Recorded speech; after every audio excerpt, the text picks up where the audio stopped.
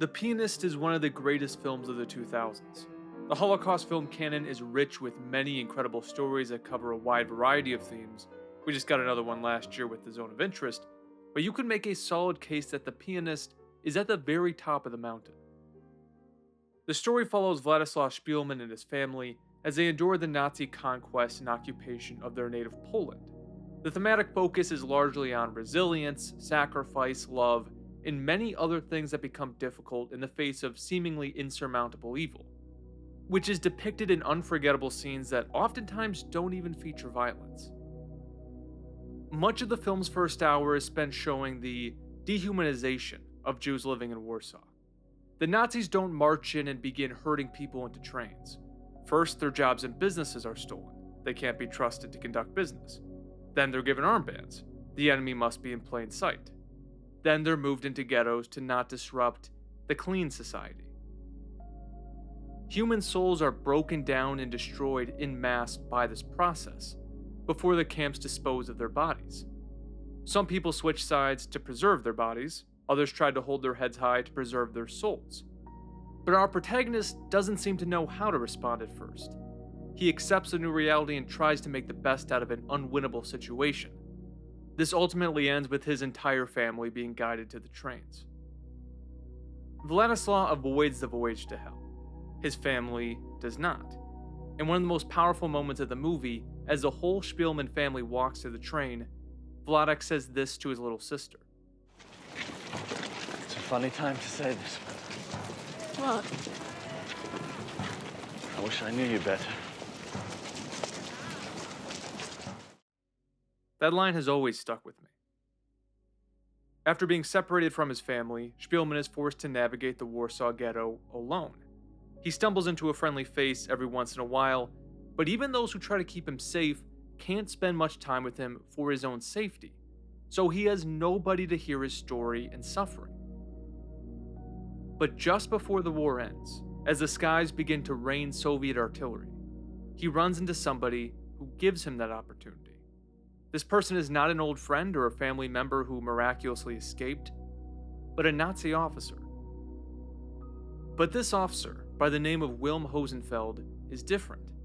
He doesn't put a Luger to his head, but instead he puts him in front of a piano.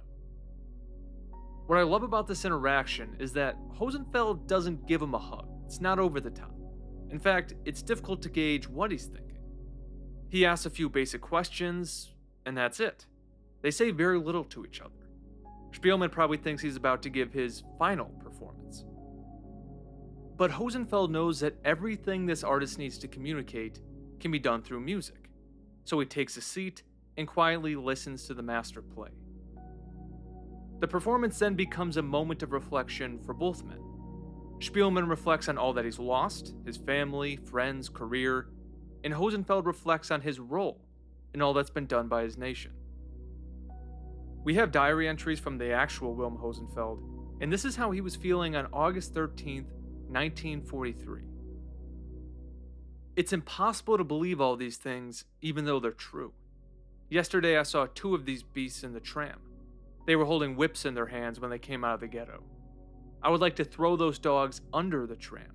What cowards we are, wanting to be better and allowing all of this to happen. For this we too will be punished, and our innocent children after us. Because in allowing these evil deeds to occur, we are partners to the guilt. You can see that diary entry in Hosenfeld's eyes as Spielman plays. It's excellent acting.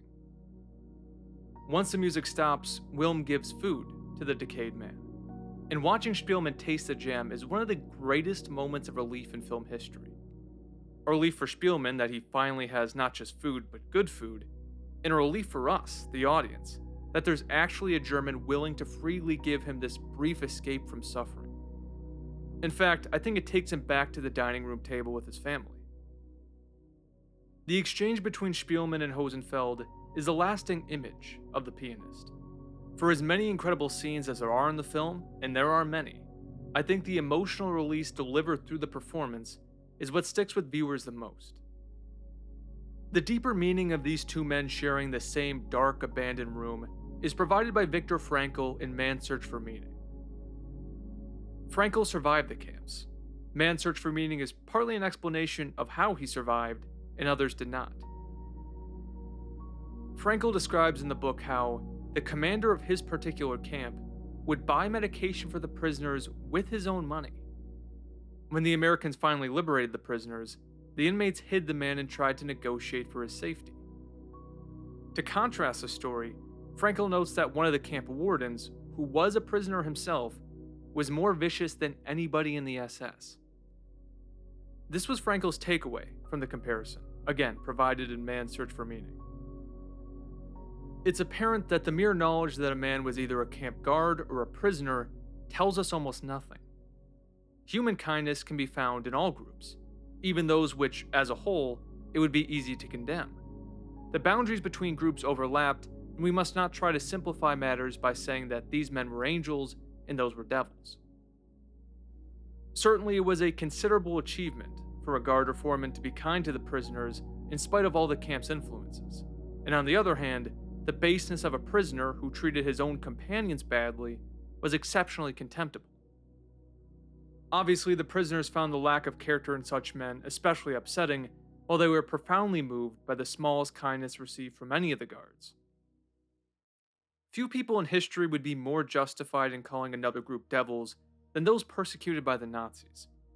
But as Frankl says, and as we see in The Pianist, individuals cannot be completely defined by their collective identity, no matter how wicked the actions of the group may be. Hosenfeld was a great man because he rejected that idea.